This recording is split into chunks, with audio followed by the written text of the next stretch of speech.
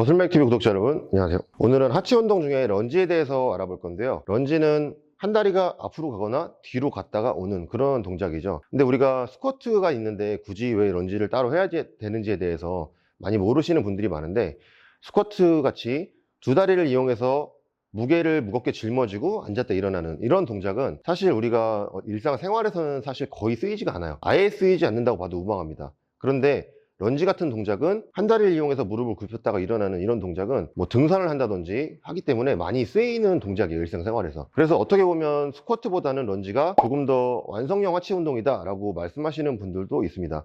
우리가 등산을 하거나 한 다리를 이용해서 걷는 거에 있어서 쓰이는 근육을 조금 더 강화시키는 부분이기 때문에, 그래서 뭐 스쿼트도 중요한 되게 좋은 운동이지만 런지 또한 절대 무시할 수가 없는 그런 운동입니다. 그리고 뒷다리가 빠지면서 혹은 앞다리가 빠지면서 지지를 해주기 때문에 내가 원하고자 하는 부위에 조금 더 텐션을 잡아줄 수가 있어요. 그리고 내 몸이 스쿼트보다 조금 더 동적으로 움직이기 때문에 심장의 스윙이 많아져서 조금 더 헐떡이게 되고 어떤 심폐운동까지 같이 되는 그런 효과가 있어요. 우리가 운동을 하면서 스쿼트 같은 경우는 내가 중심을 잡고 올라오지만 분명히 양쪽 다리는 힘이 불균형으로 쓰이고 있습니다. 런지를 해보면 한쪽 다리는 내가 중심을 잡고 잘 갔다 올 수 있는데 반대쪽 다리는 굉장히 흔들리는 걸 느낄 수가 있는데, 이렇다는 얘기는 분명히 내가 두 다리로 운동을 해도 절대 균형적으로 되고 있지 않다는 얘기예요.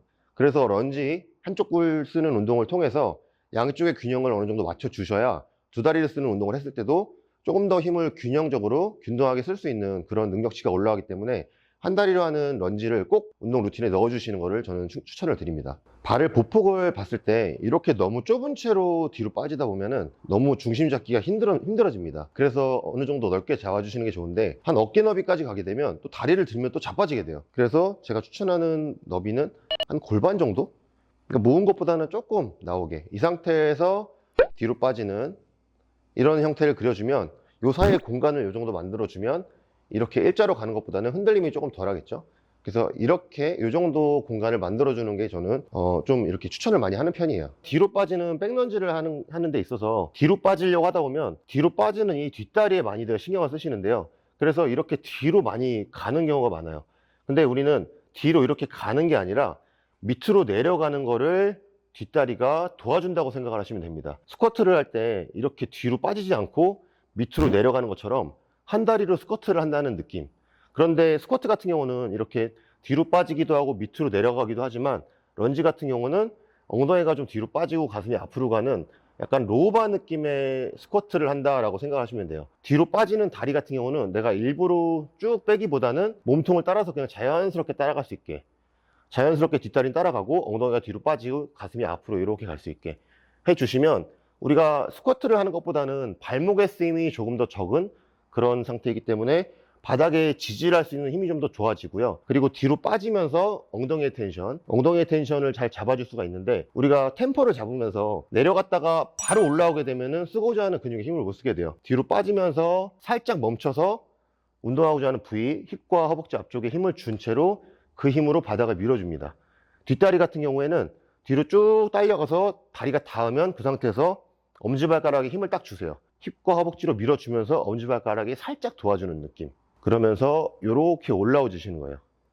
가동범위 같은 경우에는요, 사실 깊게 가면 갈수록 많이 늘어날 수는 있는데, 이렇게 깊게 가려고 하다 보면 초보자분들이나 아직 런지가 익숙하지 않으신 분들은 이 앞쪽 내측관근의 힘을 많이 쓰게 돼요. 밑에서 얘를 끌어올리게 됩니다. 그래서 처음에 내측관근에 너무 많이 힘이 들어가는 경우에는 이 빠지면서 무릎보다 살짝 위 정도, 여기서 내가 힙근육의 긴장을 놓치지 않는 상태에서 와주시는 걸 저는 추천을 드려요. 이렇게 연습을 하다가 익숙해지면 그때부터 조금 더 깊이 가주시는 거예요. 가동 범위를 조금 처음에는 짧게, 그 다음에 익숙해지면 조금씩 깊게. 그리고 템포가 되게 중요한데, 뒤로 빠지면서 여기서 멈춰 주시고 힘을 느끼고 그 다음에 밀어 주셔야 돼요. 내려가자마자 올라오는 이렇게 그냥 하나 이런 개념으로 하시게 되면은 내가 쓰고자 하는 근육을 못 쓰고 힘이 센 근육을 그냥 써버리기 때문에, 운동을 두 단계로 나눠서 무게를 받아주고 힘을 걸고 올라온다, 이렇게 생각하고 운동을 하시면 좋습니다.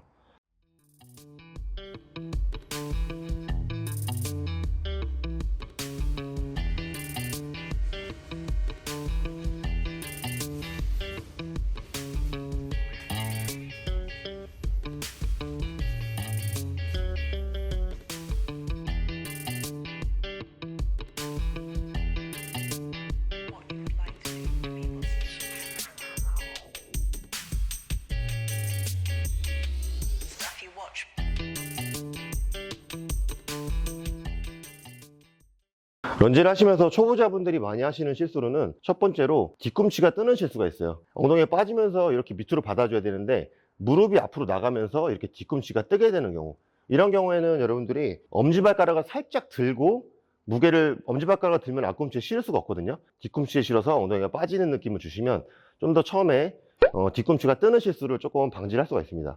이렇게 뒤로 빠지면서 뒷다리가 무릎이 턴아웃이 되거나 안쪽으로 이렇게 모이지 않게 그냥 정말 이렇게 딱 보셔서 직선으로 빠질 수 있게 잡아주셔야 되고, 그리고 한쪽이 이렇게 갈 경우에 반대쪽이 이렇게 틀어지는 경우가 있어요. 근데 그거를 내가 거울로 봤을 때 맞출 수가 있다면 이렇게 맞춰서 잘 진행해 주시면 됩니다. 근데 이게 너무 심해서 안 될 경우에는 그건 이제 교정을 받으러 가셔야 돼요. 그래서 거울로 내가 최대한 맞출 수 있는 범위에서 맞춰준다, 이 생각으로 그거를 보시고 운동을 하시면 됩니다. 자, 덤벨을 들고 런지를 하는 경우에는요, 덤벨이 이렇게 휘청휘청하게 되면 굉장히 힘들어요. 그래서 무게를 딱 그냥 어깨를 눌러서 바닥을 잡아주시고 뒤로 빠질 때 이 덤벨의 무게가 이렇게 앞으로 실릴 수 있게, 이러면 내가 운동하고자 하는 부위에 무게가 딱 실어줄 수가 있습니다.